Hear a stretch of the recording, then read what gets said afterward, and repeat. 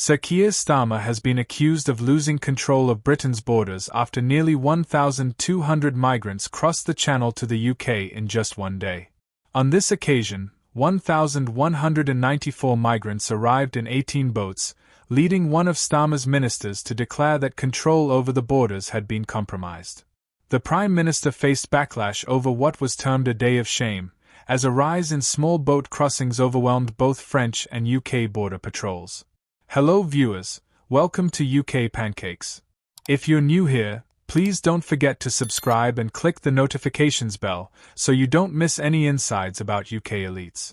According to the latest figures from the Home Office, the provisional total for the year has now reached 14,811, which is 42% higher than the 10,448 recorded at the same time last year and 95% more than the 7,610 reported at this point in 2023, as per analysis from the PA News Agency. Although this figure is still below the highest daily total of 1,305 arrivals recorded since data collection began in 2018, which occurred on September 3, 2022, it marks the highest number of arrivals for the first 5 months of any year since records began.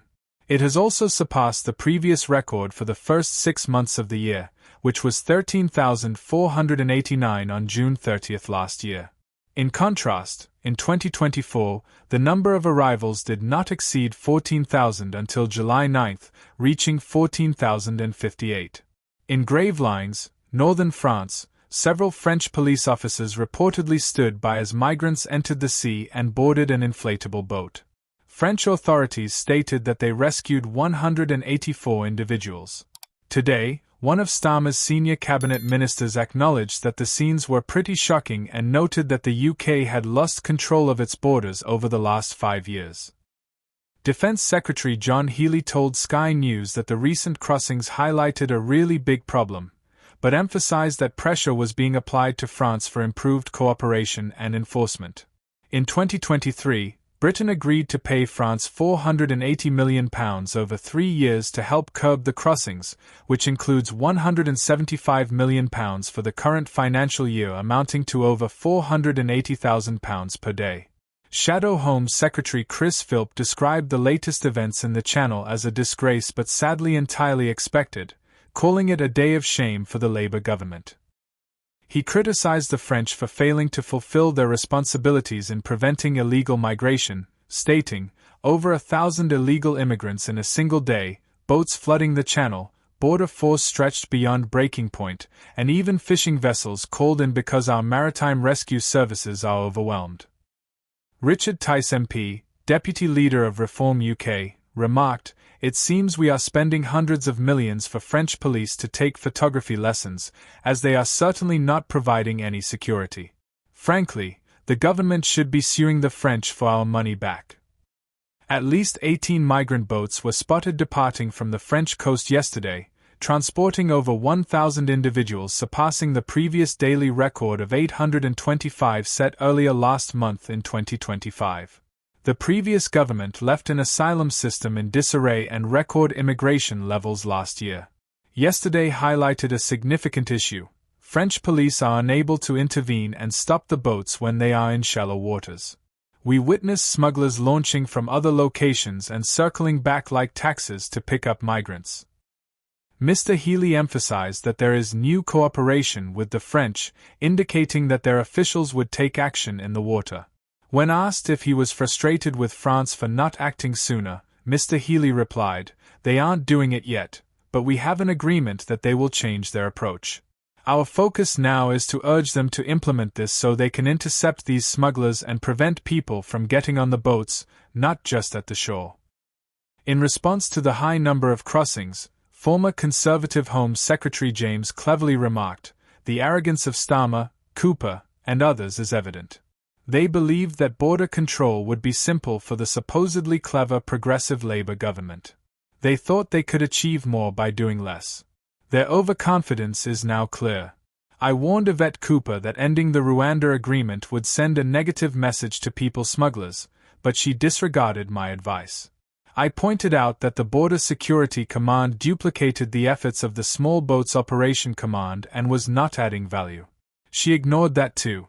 Eliminating many aspects of the Illegal Migration Act and fast-tracking asylum approvals would lead to an increase in illegal migration. She overlooked my warnings. Now we are witnessing the highest numbers of small boat arrivals ever. Reform UK leader Nigel Farage posted on X, formerly Twitter, "As I warned earlier, a large number of young males have crossed the channel today. Well over 1,000. Our country is in danger." British and French rescue services had to deploy 11 vessels and 2 aircraft yesterday. At one point, the Coast Guard even called for fishing boats to help a yacht and kayaks in distress because all lifeboats and border force vessels were occupied rescuing migrants. Yesterday's arrivals were the highest since September 29, 2022, when 1,131 migrants came on 23 boats, according to Home Office data. The record for the most arrivals is 1,305, set on September 3, 2022. 2 patrol aircraft, 4 out of 5 border force vessels, and 7 French vessels, including a warship and 2 lifeboats, were deployed yesterday morning as numerous inflatable dinghies carrying hundreds of migrants were launched from various beaches. The captain of a fishing boat that spent 10 hours in the channel yesterday told the Mail on Sunday, "The border force was completely overwhelmed, and they were relying on RNLI lifeboats from Dungeness and Dover all day." An English leisure boat reported taking on water and needed help, but by the time the Coast Guard had a lifeboat available, the boat had already repaired the leak and was heading back to the harbour. He mentioned that French authorities were using their vessels to guide inflatable boats filled with migrants into British waters. One source even claimed that a cross-channel ferry had to change its course to avoid 2 migrant boats, stating, "There really seems to be no deterrent at all." Since Labour took office in July last year, 36,859 individuals have been recorded crossing the channel on 667 small boats. In a significant speech in Germany last year, Sir Keir emphasized a new spirit of cooperation with Europe, stating, "We cannot dismantle the smuggling gangs responsible for this terrible trade without the assistance of our partners." However, it was revealed last week that only 38% of those attempting to cross have been intercepted by French authorities this year, a decrease from 45% last year and 46% in 2023. The UK's £480 million agreement is funding a new detention centre in France, new surveillance drones, a joint Anglo-French command centre, and an increase in officers patrolling beaches from 400 to 800. A Home Office representative highlighted efforts to share intelligence internationally, improve enforcement operations in northern France, and implement stricter immigration laws. They stated, "We all want to put an end to dangerous small boat crossings that endanger lives and compromise our border security. The people smuggling gangs are indifferent to whether the vulnerable individuals they exploit live or die, as long as they receive payment, and we will do everything possible to dismantle their operations and bring them to justice. That's why this government has developed a serious plan to dismantle these networks at every level." Commenting on the migrant crisis, Bev expressed frustration. "The Conservatives have completely failed on this issue, but we are really tired of hearing this used as an excuse."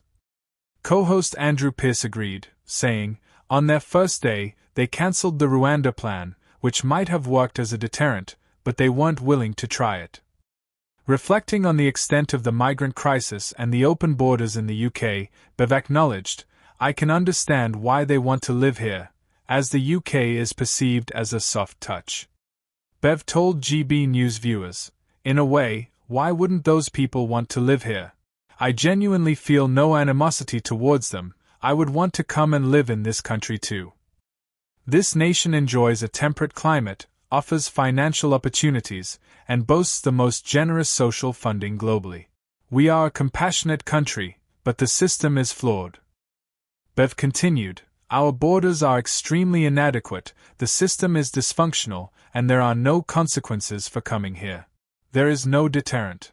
This situation will persist as long as Keir Starmer and his government remain weak. This is a sign of weakness." Thanks for watching till the end.